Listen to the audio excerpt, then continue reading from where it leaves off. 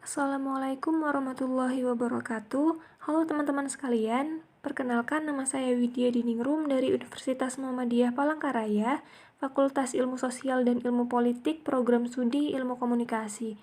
Di sini saya akan menyampaikan materi yang bertemakan kedudukan manusia di alam raya untuk memenuhi ujian akhir semester dari mata kuliah Ilmu Kealamiahan Dasar. Seperti yang kita tahu teman-teman bahwa manusia itu diberi kelebihan oleh Tuhan dibanding dengan makhluk yang lainnya. Kelebihan itu baik pada bentuk jasmani maupun struktur pada rohaninya. Struktur jasmani yang terdiri dari beberapa panca indera yang dapat berguna menerima pengetahuan, yang disebut juga dengan pengetahuan empiris. Panca indera terdiri dari mata, telinga, hidung, kulit, dan alat pengecap. Namun, hanya manusia yang dapat menangkap pengetahuan empiris melalui panca inderanya, sedangkan struktur rohaninya lebih menakjubkan lagi karena memiliki daya yakni daya rohani, daya kalbu, daya akal, dan daya hidup. Manusia disebutkan sebagai makhluk yang kuat, tentunya karena manusia diciptakan dengan diberikannya sebuah akal. Dengan akal, manusia bisa mengalahkan terbangnya burung yang terbang ke angkasa. Dengan akal pula, manusia bisa berenang di dasar laut seperti ikan. Namun pada dasarnya, hakikat manusia itu merupakan makhluk yang bertanggung jawab atas tindakannya, dan manusia juga diberikan sebuah naluri. Setiap makhluk hidup memiliki dorongan yang dapat diekspresikan secara spontan sebagai tanggapannya kepada stimulus yang muncul dari dalam diri atau dari luar dirinya. Naluri itu tidak setiap waktu muncul yang baiknya saja, tetapi kadang muncul juga naluri kejahatan. Namun, pada hakikatnya, atas tindakan kebaikan maupun kejahatan, manusia memiliki tanggung jawab. Manusia bersifat unik. Benar sekali teman-teman, tidak ada manusia yang sama sebab manusia itu diciptakan oleh Tuhan dengan keunikannya. Unik itu berarti satu-satunya. Setiap orang adalah dirinya, satu-satunya, berbeda dengan yang lainnya.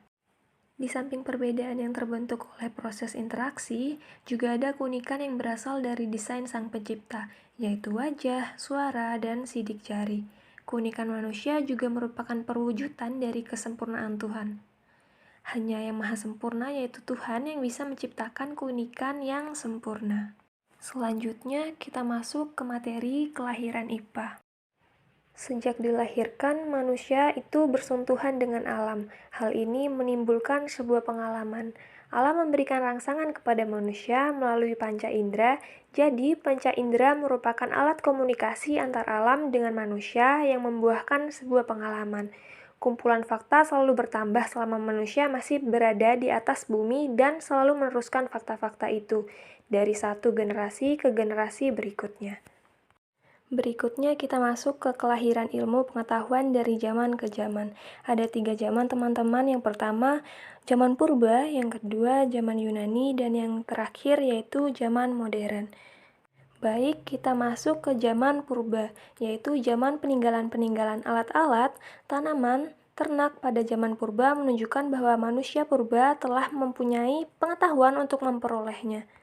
Penemuan-penemuan ini terjadi baik secara kebetulan ataupun disengaja. Semuanya berdasarkan pengamatan primitif dan mungkin dilanjutkan dengan percobaan-percobaan yang dilakukan dengan tanpa dasar dan tanpa pengaturan. Tetapi dengan mengikuti proses trial and error. Dengan demikian, tersusunlah know-how, meskipun tidak mengetahui sebabnya, tidak diketahui mengapanya. Dengan demikian, maka zaman batu ini ditandai oleh pengetahuan know-how yang diperoleh berdasarkan kemampuan mengamati, membeda-bedakan, memilih, melakukan percobaan tanpa disengaja, yang berlandaskan dengan proses trial and error. Kemudian kita masuk ke zaman Yunani. Dalam zaman ini, proses-proses perkembangan know-how tetap mendasari kehidupan sehari-hari, tapi lebih maju daripada zaman sebelumnya. Dalam bidang pengetahuan sikap dan pemikiran yang sekedar menerima apa adanya, terjadi perubahan besar, dan perubahan ini dianggap sebagai dasar ilmu pengetahuan modern. Hal ini berdasarkan pada sikap bangsa Yunani yang tidak dapat menerima pengalaman-pengalaman secara pasif reseptif. Dan kemudian yang terakhir kita masuk ke zaman modern.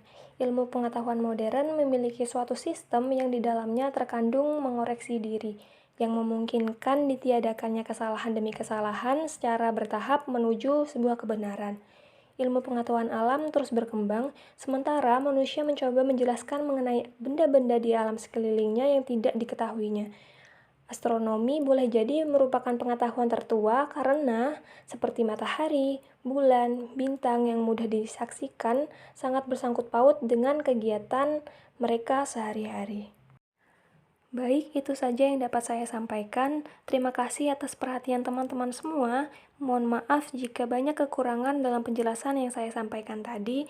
Saya tutup. Wassalamualaikum warahmatullahi wabarakatuh.